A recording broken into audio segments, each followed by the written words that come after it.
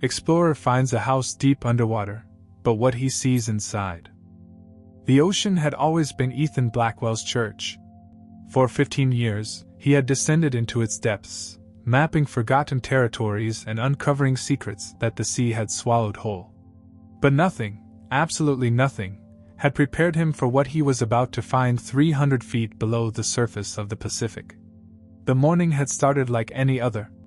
Ethan adjusted his diving gear aboard the research vessel Deep Current, checking his oxygen levels one final time. His team of marine archaeologists had been charting this unexplored region for 6 weeks now, documenting coral formations and searching for traces of ancient civilizations.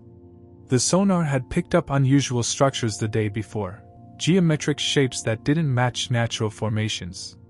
"You sure you want to go down alone?" called out Sarah Chin, his research partner and the expedition's lead photographer. Her voice carried that familiar note of concern that had become second nature after years of working together. Ethan secured his underwater camera to his belt and gave her a thumbs up. "Just a preliminary survey. If there's something worth documenting, I'll surface and we'll go down together." The descent was peaceful. Sunlight filtered through the water in dancing beams, gradually fading as he sank deeper. Schools of silver fish parted around him like liquid curtains. At 200 feet, the familiar blue-green world began to darken, and Ethan switched on his powerful LED lights. At 250 feet, he saw the first stone. It was perfectly cut, too perfect to be natural. Ethan's pulse quickened as he swam closer, his lights revealing more stones than what appeared to be a wall. His breathing grew shallow with excitement, the kind of discovery that made careers. But as he followed the wall, something impossible came into view. A house. A complete, intact house sitting on the ocean floor as if it had been gently placed there by some giant hand. Ethan floated motionless, his mouth agape behind his regulator. The structure was unlike anything he'd ever encountered in 15 years of underwater exploration. While shipwrecks and ancient ruins typically showed signs of decay and deterioration, this house looked as if it had been submerged yesterday. The 2-story colonial-style home was covered in a thin layer of coral and seaweed, but its white wooden siding was remarkably preserved. Green shutters hung perfectly straight beside each window, and the red brick chimney stood tall and proud against the dark water. Even more astonishing, the front door, painted a cheerful yellow, remained firmly in place. Ethan circled the house slowly, his camera clicking rapidly. The structure defied every principle of underwater archaeology he'd ever learned. Wood should have rotted away decades ago. Paint should have peeled and faded. Yet here it stood, a suburban home transplanted to the ocean floor. A school of bright orange fish swam through what appeared to be a kitchen window, and Ethan caught a glimpse of something that made his heart race: furniture. Actual furniture, still in place. He had to get inside. Swimming to the front door, Ethan was surprised to find it unlocked. The door opened with surprising ease, releasing a stream of bubbles that tickled his face mask. He switched on his backup light and entered. The interior was a time capsule. A floral-patterned sofa sat in what was clearly a living room, its cushions slightly compressed as if someone had recently stood up. A coffee table held what appeared to be a teacup and saucer, though they were now home to a small sea anemone. Family photographs lined the mantelpiece above a brick fireplace, their faces obscured by a thin film of algae. Ethan's scientific mind raced. This preservation was impossible. The house should have been destroyed by water pressure, marine borers, and time. Yet here he was, swimming through someone's living room as if he were exploring a perfectly preserved museum exhibit. He moved through the house methodically, documenting everything. The kitchen held dishes still stacked in the sink. A child's toy boat, ironically, sat on the dining room table. In one bedroom, clothes hung in a closet, swaying gently in the underwater current like ghosts from the past. Each room told a story of a family's life suddenly interrupted. Personal items were scattered throughout, a leather-bound book on a nightstand, reading glasses folded neatly beside it, a hairbrush with strands of hair still caught in its bristles. It was as if the occupants had simply vanished, leaving their entire world behind. As Ethan explored deeper into the house, he began to notice something unsettling. The sounds of the ocean, the gentle whoosh of currents, the distant calls of whales, the mechanical hum of his breathing apparatus, seemed different here. Muffled, almost absorbed by the house itself. Then he heard it, a whisper. Ethan froze, his light beam cutting through the dark water. The sound came again, soft and indistinct, like voices carried on a distant wind. He told himself it was just the current moving through the house's structure, creating acoustics that mimicked human speech. Old buildings often made strange noises, even underwater ones. But as he moved toward the staircase leading to the second floor, the whispers seemed to follow him. They grew more distinct, more urgent, though he couldn't make out any words. The rational part of his mind insisted it was cavitation from his breathing equipment, or perhaps the house settling on the ocean floor. Still, an inexplicable chill ran down his spine. The second floor revealed more of the same impossible preservation. A master bedroom with a four-poster bed, its quilts still tucked neatly at the corners. A bathroom with toiletries arranged on the counter as if their owner might return at any moment. A child's room with toys scattered across the floor and drawings taped to the walls. Drawings that somehow hadn't been destroyed by decades of saltwater exposure. As Ethan photographed a particularly well-preserved painting in the hallway, he caught movement in his peripheral vision. He spun around, his light beam sweeping the area, but saw nothing except the gentle swaying of seaweed that had grown through a crack in the wall. The whispers were getting stronger now, seeming to come from everywhere and nowhere at once. Ethan's scientific training told him to document everything, to maintain objectivity, but something deeper, some primitive instinct, urged him to leave. This place felt wrong, despite its miraculous preservation. He descended back to the first floor, his camera full of images that would revolutionize marine archaeology. But as he moved toward the basement door, curiosity overrode caution. If the upper floors were this well preserved, what secrets might the basement hold? The wooden steps creaked ominously under his fins, a sound that shouldn't have been possible underwater. Each step took him deeper into the house's belly, where his lights revealed stone walls covered in what appeared to be family photographs and old paintings. The basement was finished, like a family recreation room, with paneled walls and a bar area that looked ready to host a party. But it was what he saw in the corner that made his blood run cold. A door, partially hidden behind a faded tapestry that depicted some kind of maritime scene. The tapestry swayed gently in the current, almost as if it were beckoning him closer. Ethan's hands trembled as he reached for the fabric. Whatever lay behind that door, he knew it would change everything. The whispers were louder now, more insistent, and he could swear he heard his name being called from somewhere deep within the house. Ethan! Ethan! He shook his head, forcing himself to focus. It was just his imagination, amplified by the strange acoustics of this impossible place. He was a scientist, not a believer in ghost stories. But as he pulled the tapestry aside, revealing the door beneath, one thought echoed in his mind: some discoveries were meant to stay buried. The door handle turned easily in his grip, and with a deep breath that sent bubbles streaming toward the ceiling, Ethan Blackwell stepped across the threshold into the unknown. The door opened with a creak that seemed to echo through the water itself, a sound that made Ethan's skin crawl. Behind the tapestry lay a narrow passage that stretched deeper into the house than should have been possible. The walls were different here, made of rough-hewn stone instead of the finished wood paneling of the basement. Ethan's lights pierced the darkness ahead, revealing a corridor that sloped downward at a gentle angle. The water here felt different, thicker somehow, as if it carried more weight than normal seawater. His depth gauge showed he was already at 300 feet, but this passage was taking him even deeper. 20 feet into the corridor, the stone walls began to change. What had started as rough, natural rock was becoming smoother, more deliberately carved. Strange symbols appeared in the stone, not quite hieroglyphs, not quite runic, but something altogether alien. Ethan photographed everything, his scientific mind cataloging details even as his gut told him to flee. The whispers were stronger here, more focused. They seemed to be coming from ahead, drawing him forward like a siren's call. "Ethan, come closer, we've been waiting." He shook his head violently, his regulator bubbling with agitation. The nitrogen narcosis was getting to him, it had to be. At this depth, hallucinations were common. That's all this was. Just his mind playing tricks on him under the pressure. The corridor opened into a small chamber, and Ethan's breath caught in his throat. The room was illuminated by an eerie, soft glow that seemed to come from everywhere and nowhere at once. Bioluminescent sea creatures, jellyfish, squid, and species he'd never seen before, drifted through the water like living lanterns. Their light pulsed in rhythm, creating an otherworldly aura that bathed everything in shifting blues and greens. But it wasn't the natural light show that made Ethan's hands shake. It was what the light revealed.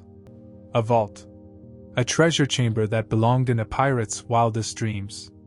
Gold coins spilled from ornate chests like metallic waterfalls, their surfaces catching and reflecting the bioluminescent glow.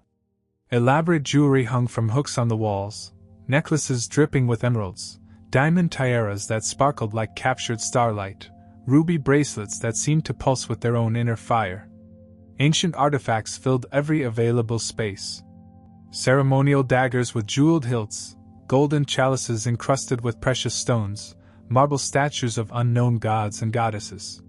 Scrolls and waterproof containers lined one wall, their contents promising secrets from civilizations lost to time.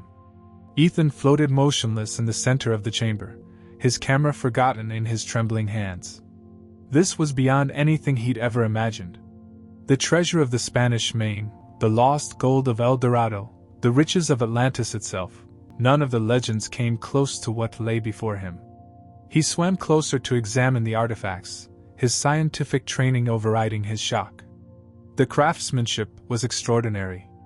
Each piece showed a level of skill that surpassed anything he'd seen in museums. The gold was pure, unmarked by the corrosion that should have claimed it after decades underwater. The jewels were flawless, their facets cut with impossible precision. A particular chest caught his attention, larger than the others, its lid carved with the same strange symbols he'd seen in the corridor. Inside, nestled in what appeared to be black velvet, lay a collection of objects that defied classification. A crystal orb that seemed to contain swirling galaxies, a golden mask with eyes that appeared to follow his movements, and a book bound in what looked like scales. As Ethan reached for the crystal orb, his hand passed through a pocket of unusually cold water. The temperature difference was so shocking that he jerked backward, his flippers kicking up a cloud of silk from the chamber floor. The cold wasn't natural. Even in the deep ocean, temperature changes were gradual, predictable. This was different, a pocket of water so frigid it felt like liquid ice against his wetsuit. More disturbing was the feeling that accompanied the cold. A sense of dread, of being watched, of standing at the edge of something vast and malevolent. The treasure that had seemed so beautiful moments before now felt sinister, tainted by an invisible presence that made his skin crawl. The bioluminescent creatures began to change their patterns, their gentle pulsing becoming more erratic, more urgent. Some of the smaller ones fled the chamber entirely, their lights fading as they disappeared into the corridor behind him. Ethan's instincts screamed at him to leave, to swim back through the corridor and out of this impossible house. But the scientist in him fought back. This was the discovery of a lifetime, possibly the century. These artifacts could rewrite history, change everything humanity thought it knew about ancient civilizations. He forced himself to take more photographs, to document everything he could. Each flash of his camera illuminated new treasures, new mysteries. But with each photo, the sense of wrongness grew stronger. The cold water seemed to be spreading, reaching out like invisible fingers to caress his exposed skin. As he prepared to leave the chamber, planning to return with his team and proper equipment, Ethan noticed something that made his blood freeze. The corridor he'd entered through, the only way out, was no longer visible. Where the entrance had been, there was now only solid stone wall. Panic clawed at his chest as he swam frantically around the chamber's perimeter, searching for the passage. His hands ran over smooth stone, finding no gaps, no hidden openings.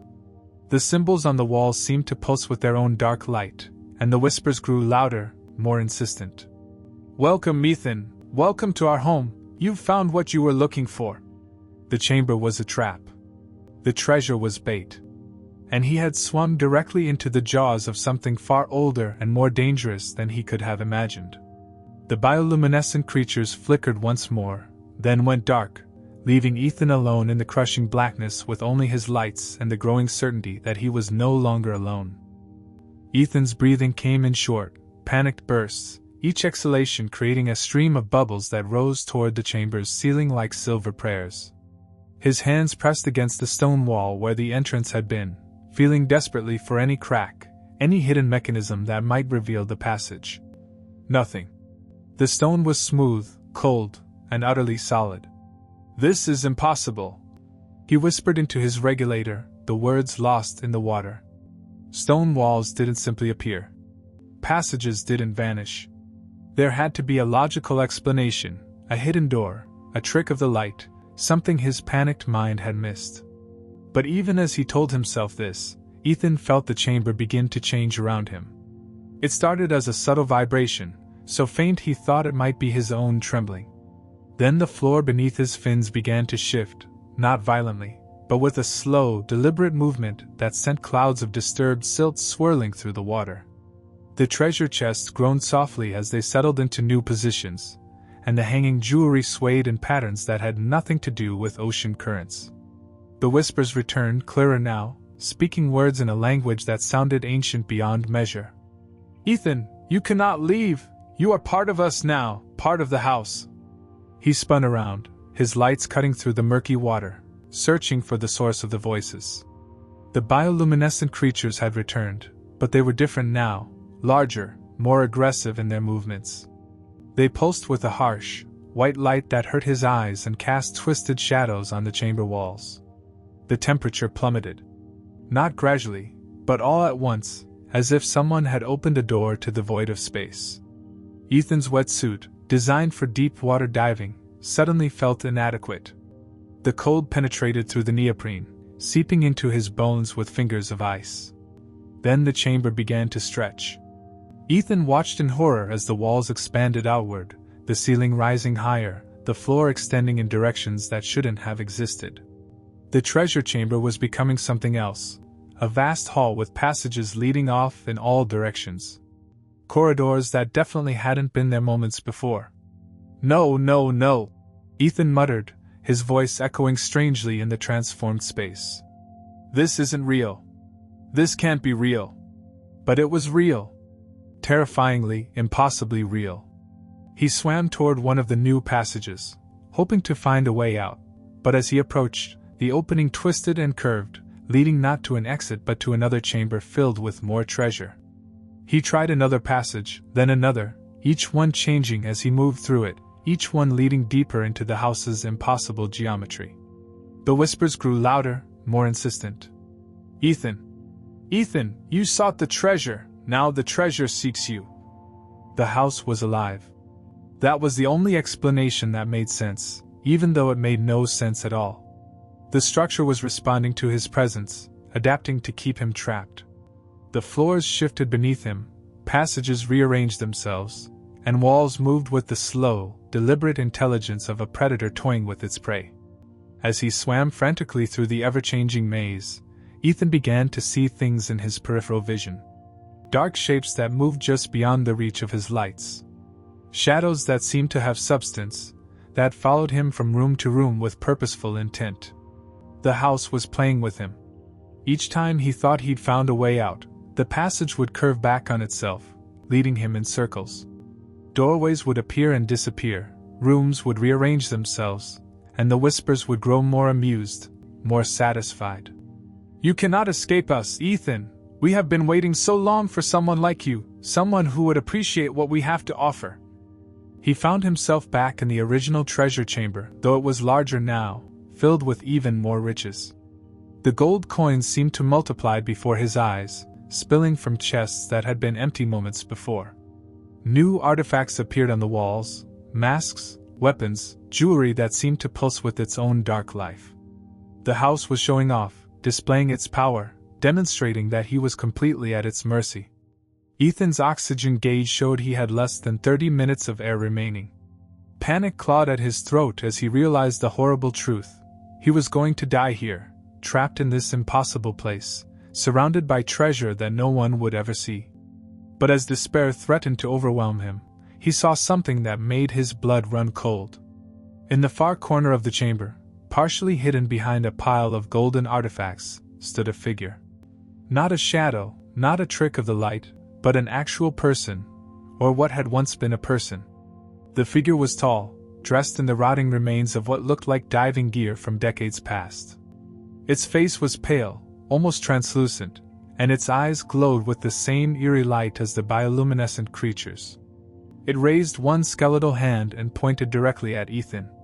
"Welcome, brother," it said, its voice carrying clearly through the water. "Welcome to your new home." The house shuddered around them, and Ethan realized with growing horror that this was just the beginning. The figure wasn't alone. More shapes were emerging from the shadows, all of them wearing the same expression of resigned madness. All of them had once been explorers, just like him. The figure that had spoken stepped forward, its movements fluid yet unnatural, as if it were more part of the water than separate from it. As it drew closer, Ethan could see the details that made his stomach churn. The diving suit was ancient, probably from the 1960s based on the helmet design, but it was the face beneath the cracked glass that truly horrified him. The skin was translucent, almost ghostly, with veins of bioluminescent blue running beneath the surface like a roadmap of decay.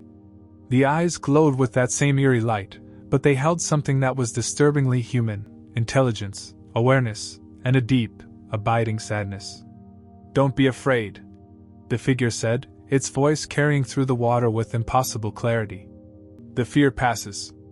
Eventually, everything passes except the duty." More shapes emerged from the shadows of the treasure chamber. A woman in a Victorian-era diving dress, her brass helmet tarnished green with age. A man wearing modern scuba gear that couldn't be more than 20 years old. Another figure in equipment so ancient it looked like it belonged in a museum. They moved with the same fluid grace, their forms becoming more solid as they approached. Ethan counted at least 7 of them, all in various states of preservation, all watching him with those glowing eyes that held too much knowledge. "Who are you?" Ethan managed to ask, his voice barely a whisper through his regulator. "We are the Guardians," the first figure replied. "As you will be. I am Marcus Reed, archaeologist, Royal Navy, 1963. I came seeking the lost treasure of the Meridian Company. Found it, just as you have." The woman in the Victorian dress glided closer, her movements leaving trails of phosphorescent light in the water. "Elizabeth Hartwell, 1889. I was searching for my father's expedition. He had written of a great discovery, a treasure that would change everything. I found him here, among the Guardians. He had been waiting for me." One by one, they introduced themselves. Harold Blackwood, 1923. Sarah Martinez, 1998. David Chen, 2003. Each had been drawn to this place by the same irresistible lure: the promise of discovery, the thrill of finding something that had been lost to time.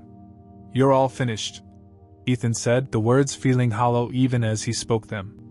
"Are we?" Marcus asked, tilting his head with genuine curiosity. "We breathe, we think, we remember. We feel the weight of our purpose. Death is such a final word for something so ongoing." The figures began to circle him, not threateningly, but with a strange kind of reverence.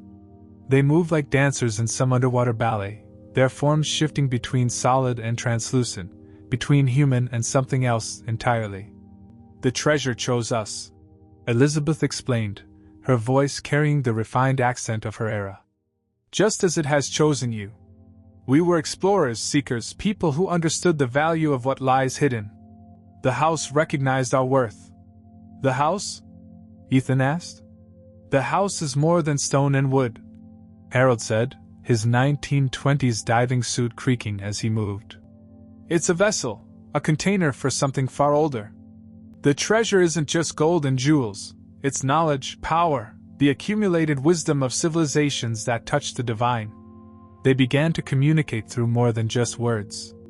Ethan found images flowing into his mind, visions of ancient peoples who had first discovered the artifacts, of the terrible price they had paid for their curiosity.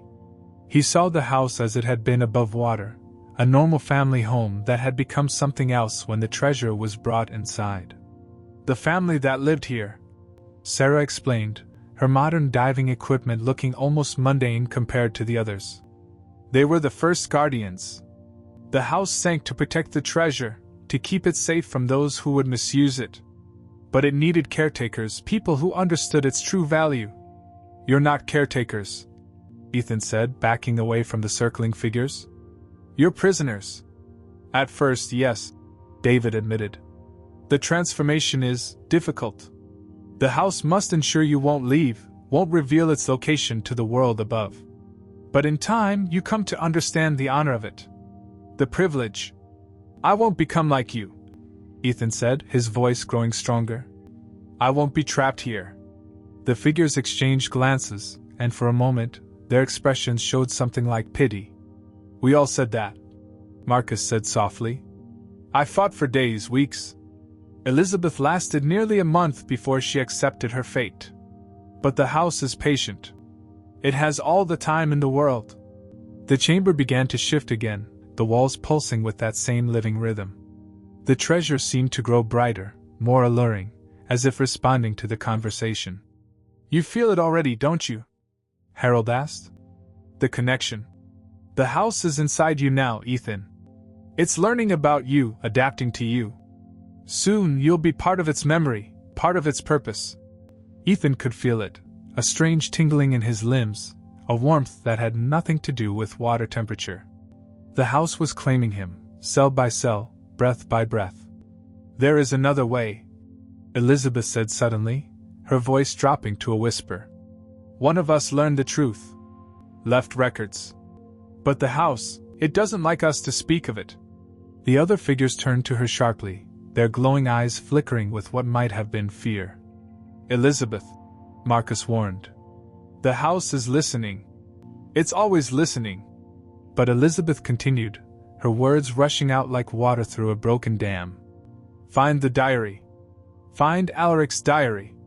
He discovered how it all began. How it might end."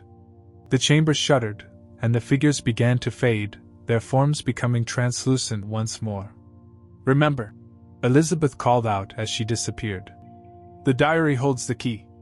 But be careful, the house will do everything in its power to stop you from finding it." Ethan was alone again, but now he had a name, Alaric. And somewhere in this impossible labyrinth, there was a diary that might hold his salvation. The search for Alaric's diary became Ethan's obsession.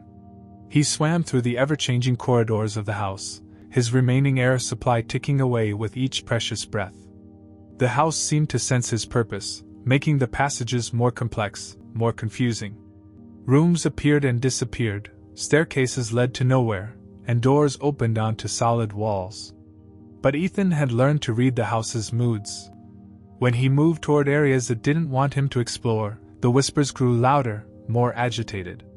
When he was getting warmer, the temperature would drop even further, and the shadowy figures would appear at the edges of his vision, watching but not interfering. It was in what appeared to be an old study, though it hadn't been there during his first exploration, that Ethan found the chest. Unlike the treasure chests filled with gold and jewels, this one was simple, made of dark wood with iron hinges that had somehow resisted the corrosive effects of seawater. Inside, wrapped in oilcloth that had miraculously preserved its contents, was a leather-bound diary.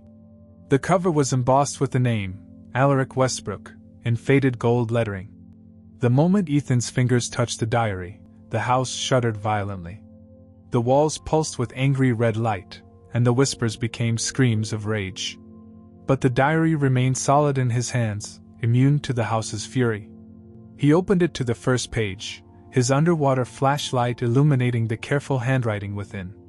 The entries were dated 1847, making this diary nearly 2 centuries old. March 15, 1847. We have found it at last. The treasure that my grandfather spoke of in his fevered dreams.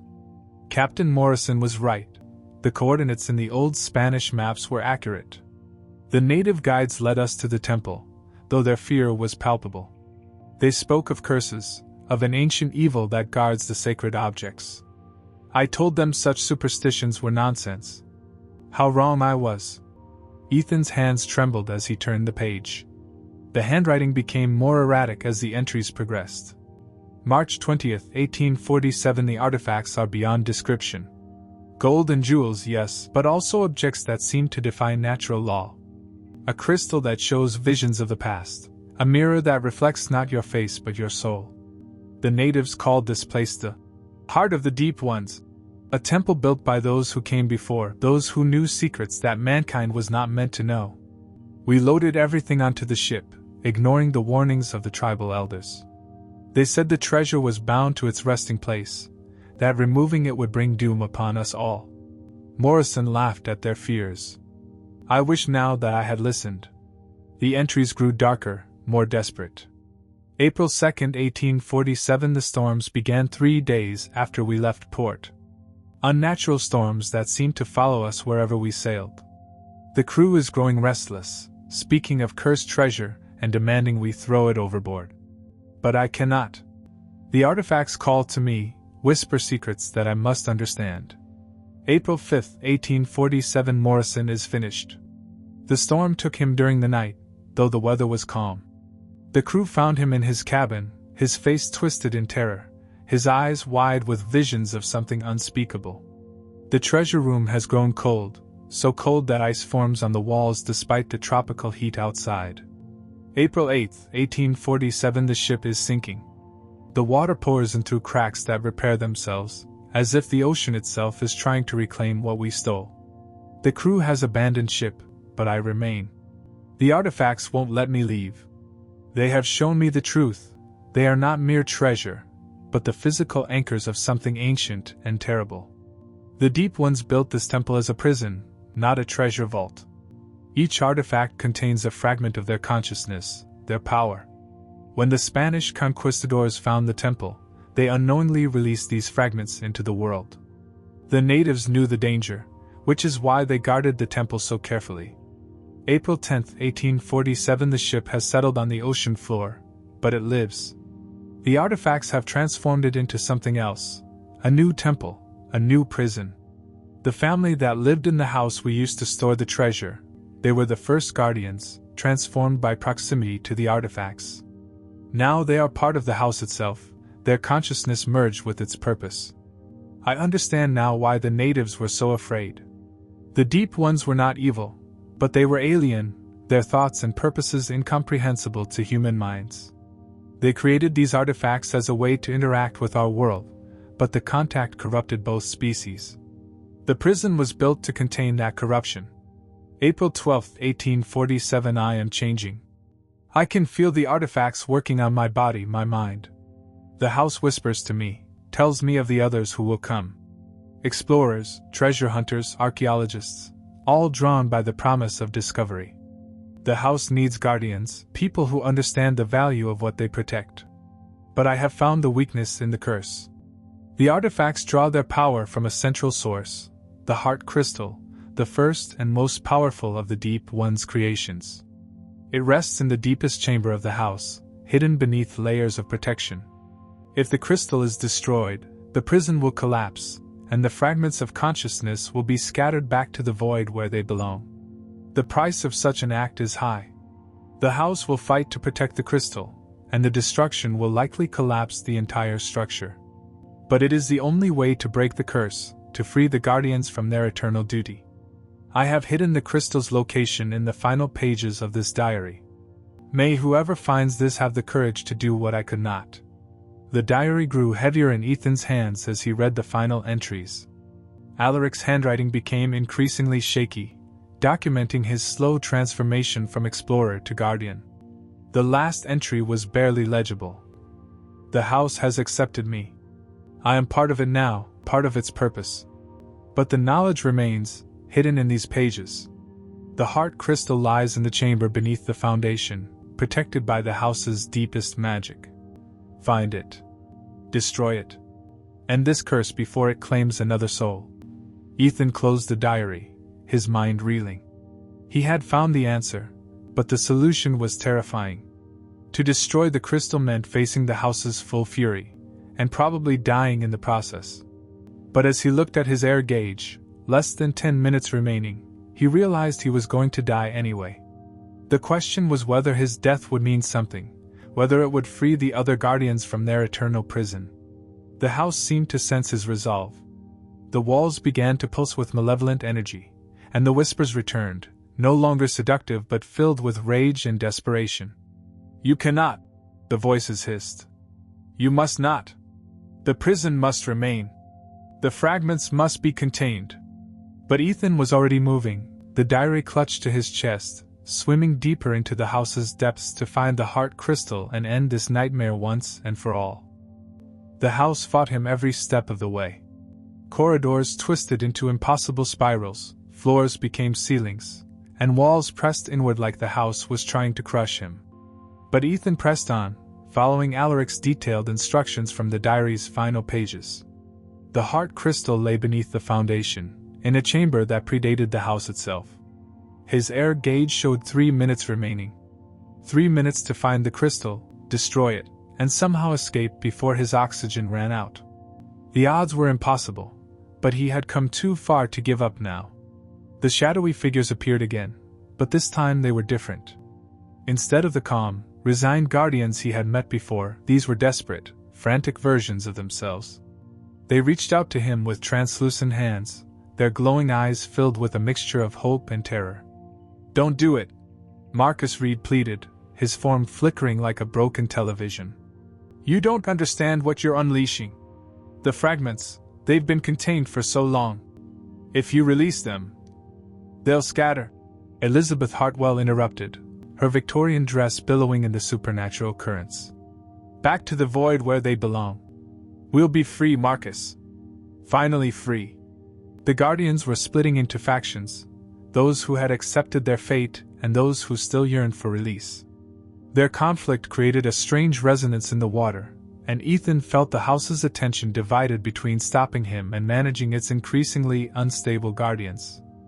Following Alaric's map, Ethan found the entrance to the deepest chamber hidden behind a false wall in the basement. The passage was narrow, barely wide enough for his body, and it led straight down into the ocean floor itself. As he descended, the water grew colder, and the pressure increased beyond anything his depth gauge could measure. The chamber at the bottom was unlike anything he had seen in the house. The walls were carved from living rock, covered in the same alien symbols he had seen throughout his journey. But these symbols pulsed with their own light, creating a web of energy that converged on the center of the room. There, floating in a sphere of water that seemed thicker than the surrounding ocean, was the heart crystal. It was beautiful and terrible at the same time. The size of a human head, it appeared to be made of crystallized starlight, its faceted surface reflecting not the chamber around it but glimpses of other worlds, other dimensions. Inside its depths, Ethan could see movement, shapes that writhed and twisted in patterns that hurt to look at directly. The moment he entered the chamber, the crystal began to pulse faster, and the whispers became a roar of alien voices speaking in languages that had never been meant for human ears. The water around the crystal began to boil, and Ethan felt his wetsuit start to compress under the immense pressure. His air gauge read 1 minute. With a desperate surge of adrenaline, Ethan swam toward the crystal. The sphere of thick water resisted him like molasses, but he forced his way through, his hands reaching for the artifact that had caused so much suffering. The moment his fingers touched the crystal's surface, visions flooded his mind. He saw the Deep Ones in their prime, beings of impossible geometry and alien intelligence who had once ruled the oceans. He saw their failed attempts to communicate with the first humans, the corruption that resulted from contact between incompatible forms of consciousness. He saw the prison they had built to contain their own creations, and the terrible irony of humans unknowingly releasing what the Deep Ones had sacrificed everything to contain. But he also saw something else, a flaw in the crystal's structure, a crack that ran through its core like a fault line in the fabric of reality itself. With his last breath, Ethan drew his diving knife and struck the crystal at its weakest point. The effect was instantaneous and catastrophic. The crystal shattered with a sound like the universe screaming, and waves of energy erupted outward. The chamber walls cracked, then crumbled, and the house above began to collapse as its supernatural foundation gave way. The Guardians appeared one final time, but now they were changing. The alien consciousness that had bound them to the house was dissipating, and their forms became more human, more peaceful. Elizabeth smiled at him as she faded away, her expression one of profound gratitude. "Thank you," she whispered, and then she was gone, truly gone, finally at rest. The house collapsed around Ethan as he swam desperately upward, his lungs burning for oxygen he no longer had. Debris fell past him like snow, and the water itself seemed to be draining away as the supernatural forces that had held everything together unraveled. His vision began to darken, his movements becoming sluggish. He was too deep, too far from the surface. The sacrifice had been worth it. The Guardians were free, the curse was broken, but he wouldn't live to see the sun again. Then, impossibly, hands grabbed him. Real hands, solid and warm. Sarah Chin and the rest of his dive team had come looking for him, following his descent line to the collapsing house. They pulled him upward, sharing their air, racing against time and the falling debris. They broke the surface just as the last of the house disappeared into the ocean's depths, leaving only a cloud of disturbed silt and the memory of an impossible place. Hours later, aboard the research vessel, Ethan sat wrapped in blankets, holding the few artifacts that had survived the collapse. The diary had been destroyed, but he had managed to save a handful of items, proof that the house had existed, that the Guardians had been real. He would never speak publicly about what he had experienced. Who would believe him? Instead, he would quietly catalog the artifacts, study them, and ensure they were properly contained. The curse was broken, but the responsibility remained.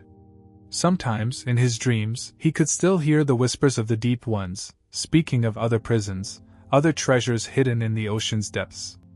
But he had learned his lesson about some discoveries being too dangerous to pursue. The sea held many secrets, and some were meant to stay buried forever.